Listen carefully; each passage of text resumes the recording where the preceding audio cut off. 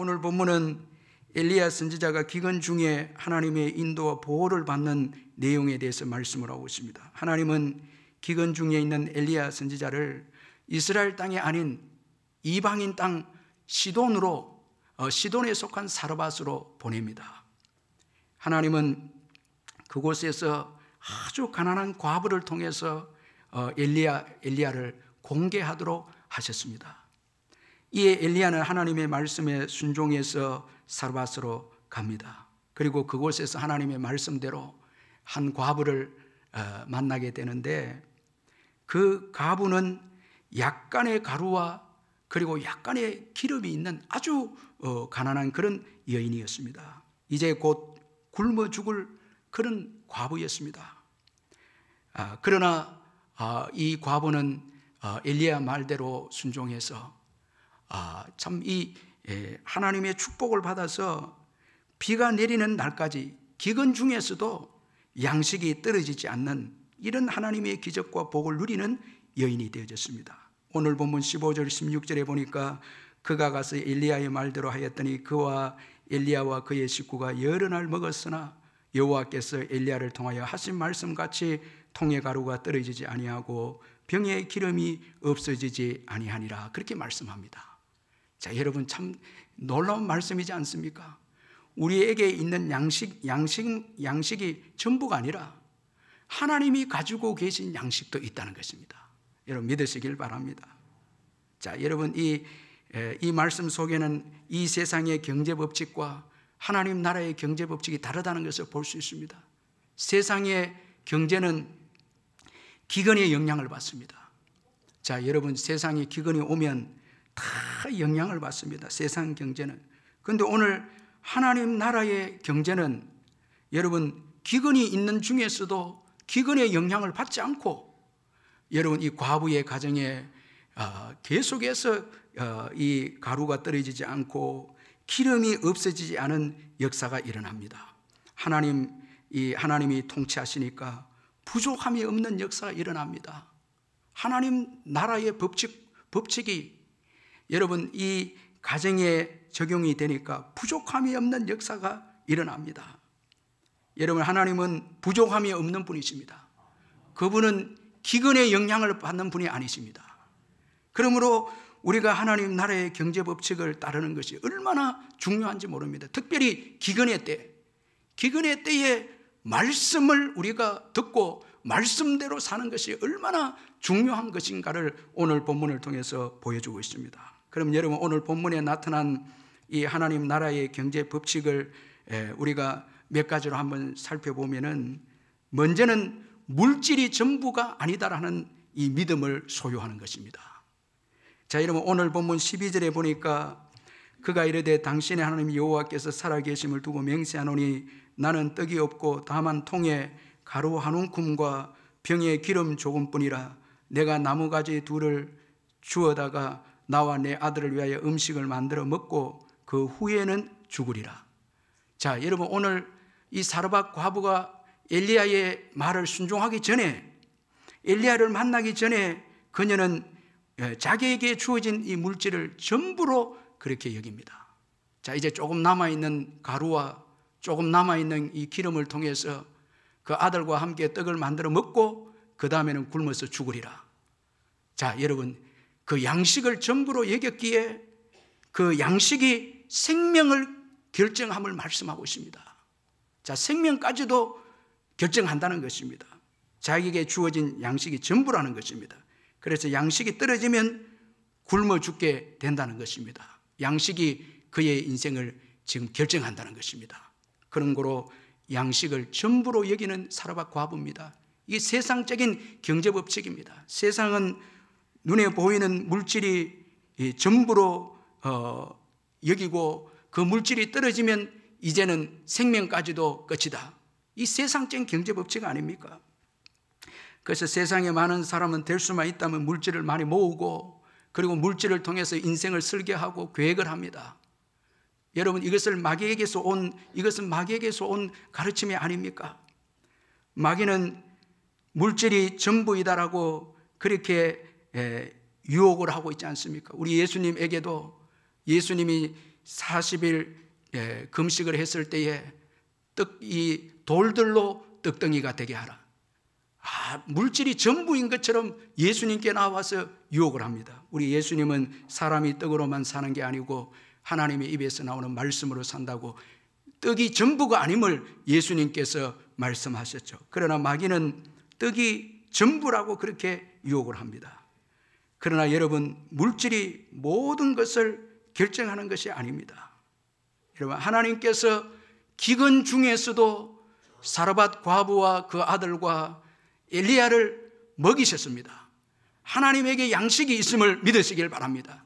내가 가지고 있는 양식이 전부가 아닙니다. 하나님이 가지고 있는 양식이 있습니다. 아니, 하나님은 양식 그 자체가 하나님이십니다. 그래서 예수님은 내가 생명의 떡이다 그렇게 말씀하지 않았습니까? 모든 우리의 생명에, 여러분, 그 생명이 유지하는데 그 근원은 우리 예수님께 있음을 믿으시길 바랍니다.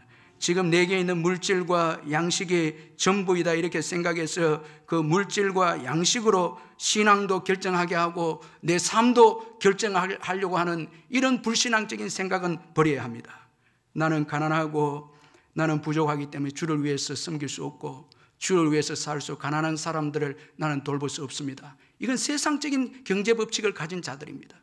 그러나 여러분, 하나님 나라의 경제법칙을 가진 자는 주님이 말씀하시면은 주님의 어떤 방법을 통해서라도 우리에게 채워주셔서 우리로 하여금 나누게 하고 물질을 흘러보내고 하나님 나라를 위해서 일할 수 있도록 여러분 우리를 이렇게 축복하시는 것이 여러분 하나님 나라의 경제법칙인 것입니다.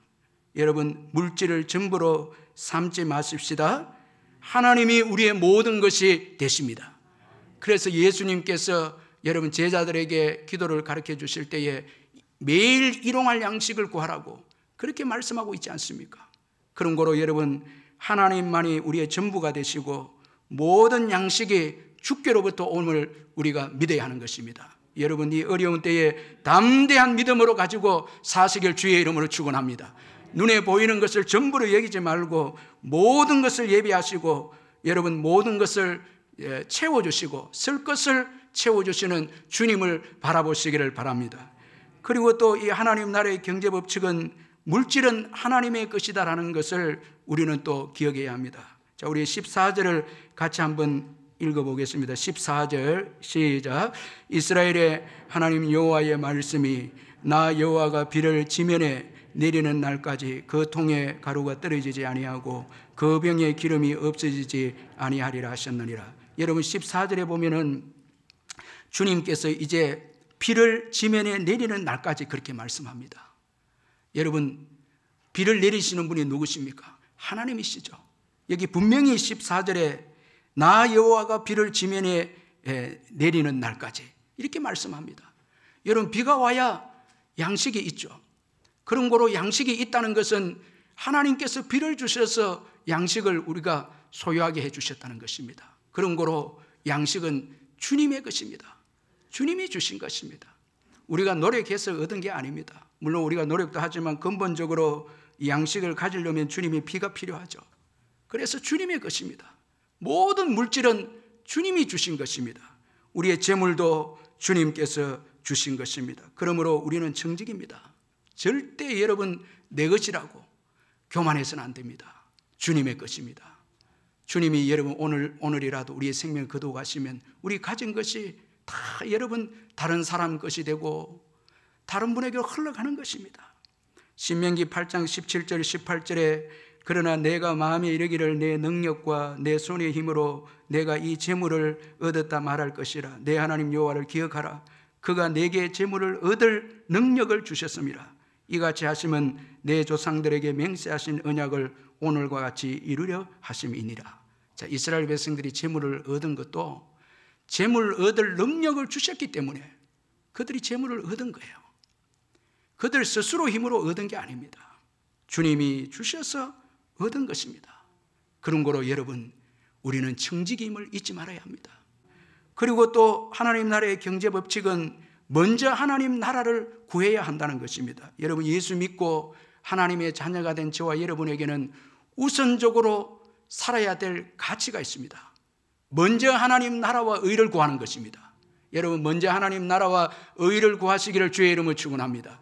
먼저 우선적으로 여러분 지켜야 될 여러분 삶이 있습니다. 하나님 나라와 의입니다. 이것은 여러분, 하나님 나라를 먼저 구한다는 것은 하나님을 사랑하고 이웃을 사랑하는 것을 의미하는 것입니다. 그래서 우리 성도들은 모든 삶의 영역에 있어서 하나님의 사랑이 나타나야 되고 이웃 사랑이 나타나야 됩니다. 물질에서도 나만을 위한 물질이 되면 안 되고, 이기적인 물질이 되어서는 안 되고, 우리 가정만을 위한 물질이 되어서는 안 됩니다. 거기에 이웃 사랑이 나타나야 되고 하나님 사랑이 나타나야 합니다. 그것이 나타나지 않으면은 하나님은 그 가정에 물질의 복을 줄 수가 없는 것입니다. 사업장도 가정도 일터도 다 하나님 나라를 먼저 구하는 것입니다. 하나님을 사랑하고 이웃을 사랑하는 것입니다. 여러분, 오늘 본문에서도 엘리야는 과부에게 먼저 작은 떡을 요구합니다. 어떻게 보면 억수로 냉정하게 보이지 않습니까? 이제 한 끼 양식입니다. 그런데도 작은 물질이지만 하나님 나라를 먼저 구할 것을 말씀합니다. 먼저 작은 떡을 한 조각 만들어서 엘리야에게 주기를 원합니다. 이건 하나님 나라를 먼저 구하는 거죠. 그리고 가난한 엘리야를 먼저 사랑하는 거죠. 가난한 자를 돕는 거죠. 이것은 여러분, 하나님께서 사르밧 과부를 축복하기 위한 그런 행위입니다. 사르밧 과부를 힘들게 하기 위한 것이 아니라 하나님 나라를 먼저 구할 때에 주어질 복을 주시기 위해서 먼저 하나님 나라와 의를 구하고 하나님을 사랑하고 이웃을 사랑하도록 그렇게 하신 것입니다.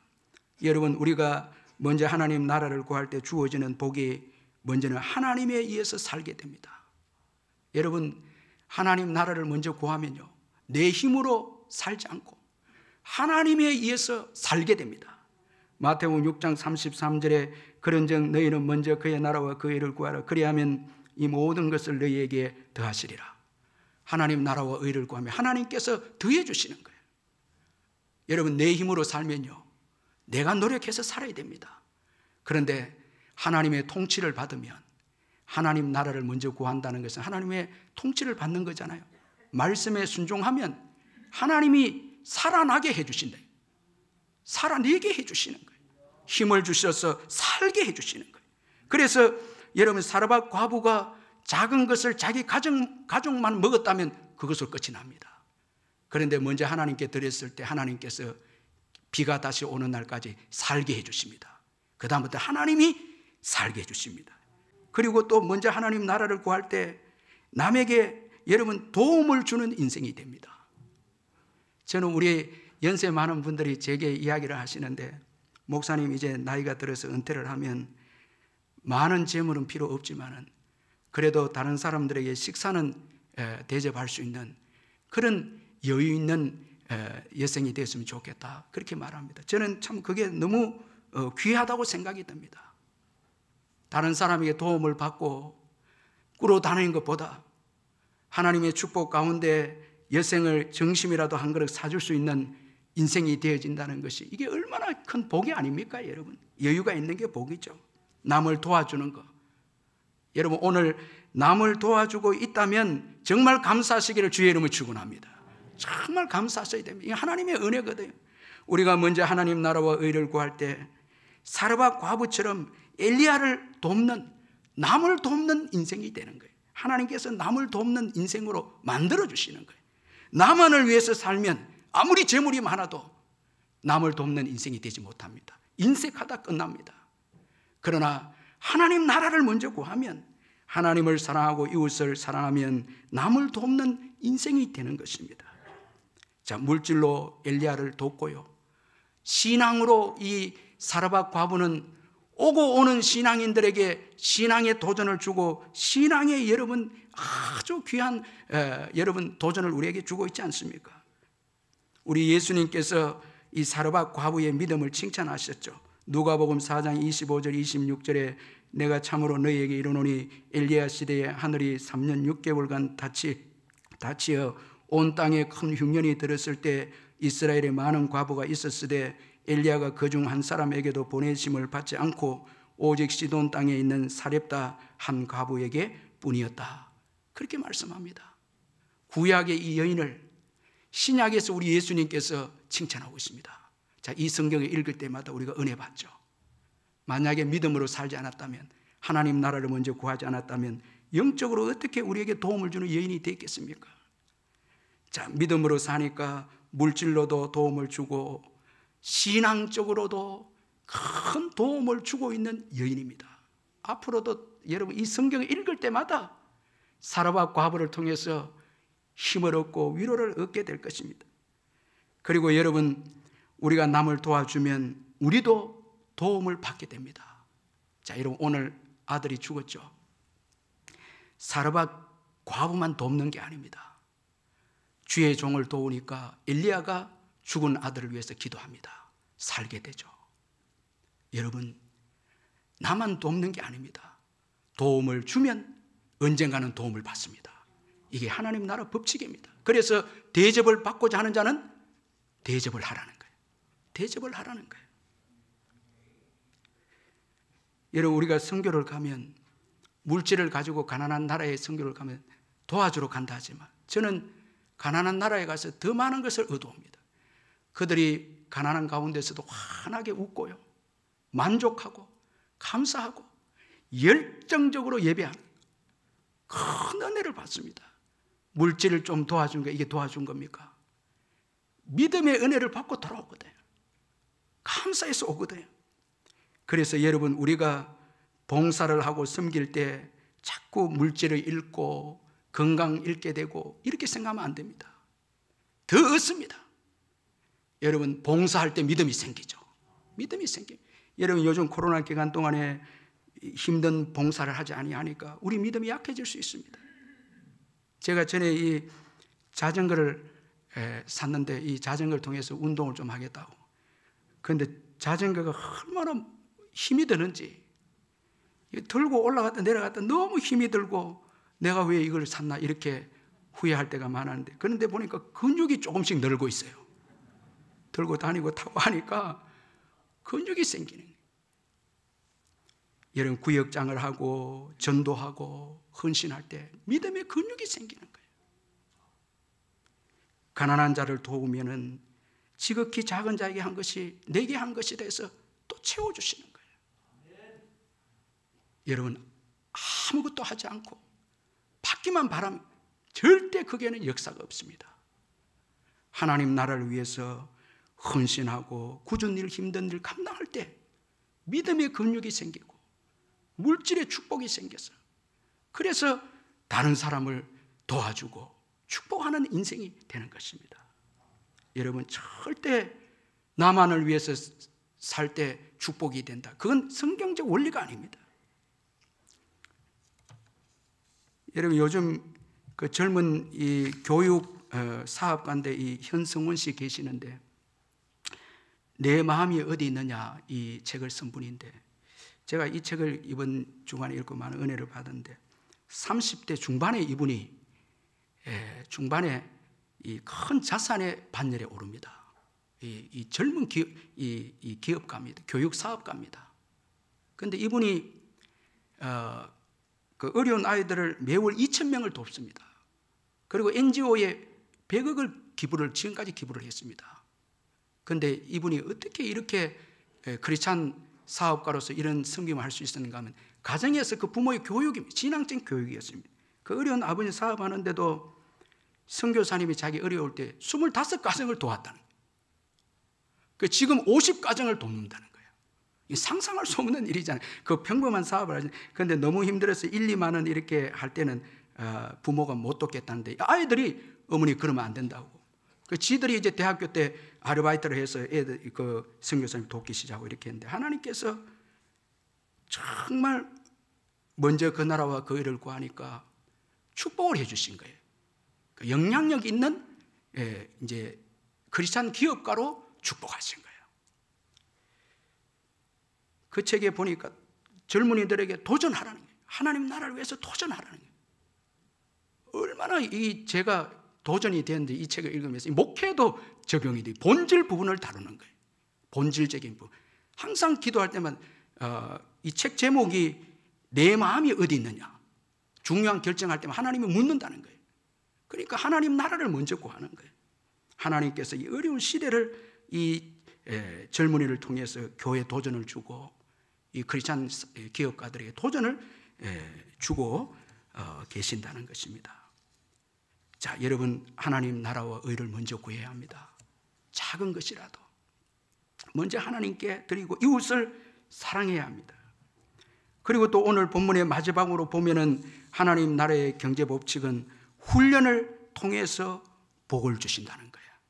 여러분, 저는 한번 생각해 보았습니다. 하나님께서 먼저 사르밧 과부에게 많은 재물을 주고 엘리야를 도와라, 그렇게 했으면 좋겠는데 그 작은 한 끼 식사를 그것도 쪼개서 먼저 엘리야에게 주라 합니다. 이건 여러분 모험입니다. 생명을 내려놔야 됩니다. 생명을 거는 이 시험입니다. 많은 것을 주고 섬기라가 아니고 그 한 끼 식사를 쪼개서 주라는 거예요. 이건 모험입니다. 도전입니다. 말씀을 묵상하는 가운데 아주 중요한 깨달음이 왔습니다. 그 작은 것을 쪼갰을 때 비로소 하나님을 의지했겠다, 말씀을 의지했겠다는 깨달음이 제게 왔습니다. 여러분, 많은 것 가운데 나누어 주는 것은 주님을 의지하지 않을 수 있습니다. 그러나 작은 것을 나눌 때는 말씀을 의지하지 않고는, 주님을 의지하지 않고는 내어줄 수가 없습니다. 주님은 그것을 보았습니다. 정말 말씀을 의지하는가, 그것을 보았습니다. 그런데 이 여인은 말씀에 순종해서 드립니다. 모험입니다. 신앙은 모험입니다. 하나님만 의지하는 것입니다. 하나님 그것을 보시고 그 여인의 인생을 책임져 주셨습니다. 신앙 아닙니까? 다 맡긴 것입니다. 그러므로 여러분, 기근의 때는 훈련의 때입니다. 여러분, 지금은 훈련의 때입니다. 아멘. 두려워하지 말고 말씀대로 사시기를 주의 이름으로 축원합니다. 두려워하지 말라. 여러분, 오늘 이 엘리야가 이 여인에게 주님의 말씀을 들려줄 때 먼저 두려워하지 마라, 두려워하지 마라. 여러분, 오늘 저희들에게도 이 어려운 때를 지나고 있는 동안에 두려워하지 마라. 내가 준 말씀대로만 살아라. 그러면 너희들이 살게 될 것이다. 주님이 이렇게 말씀하고 있지 않습니까? 여러분, 기근의 때는 말씀을 붙잡지 않으면 안 됩니다. 말씀대로 살아야 되고 말씀의 훈련의 때임을 믿으시길 바랍니다. 여러분, 두려워하지 마시기를 주의 이름으로 축원합니다. 기근은 영원하지 않습니다. 코로나 바이러스는 영원하지 않습니다. 여기 지면에 비를 내리는 때까지 이 말씀이 나오지 않습니까? 영원한 것은 여러분, 하나님 외에는 영원한 것이 없습니다. 세상에 그 어떤 것도 영원하지 않습니다. 두려워하지 마시길 바랍니다. 하나님만이 영원합니다. 하나님의 말씀만이 영원합니다. 그 말씀에 순종해서 우리가 훈련을 잘 받고 나아갈 때 하나님께서는 또다시 우리를 선한 청지기로 사용해 주실 줄 믿습니다. 선교와 구제와 또 어려운 지역을 위해서 선한 청지기로 우리를 또 사용하실 것입니다. 이 김영석 교수의 백세 건강이라는 책이 있는데 책 제목이 김영석 교수의 백세 건강이라는 책 제목입니다. 이 한의사 박진호 씨가 쓴 책인데 어떻게 해서 이 김영석 교수가 100세까지 살 수 있었나 옆에 보니까 나름대로의 김영석 교수의 그 철학이 담겨 있는 것을 알고 이 한의사인 이분이 책을 썼는데, 자, 그 추천서에 보면 김영석 교수 본인이 추천을 하고 있는데 거기에 딱 한마디 말하고 있습니다. 이렇게 살았더니 100세까지 살았다는 거예요. 이렇게 살았더니 100세까지 살았다. 이 다른 말로 하면 건강을 우선적으로 구한 게 아니고 이렇게 살았더니, 이렇게 살았다는 것은 말씀대로 살았더니, 사랑하면서 살았더니 건강이 따라왔다. 이게 딱 한마디 그분의 결론이었습니다. 여러분, 먼저 하나님 나라와 의를 구하면 여러분 이 땅의 것 채워주십니다.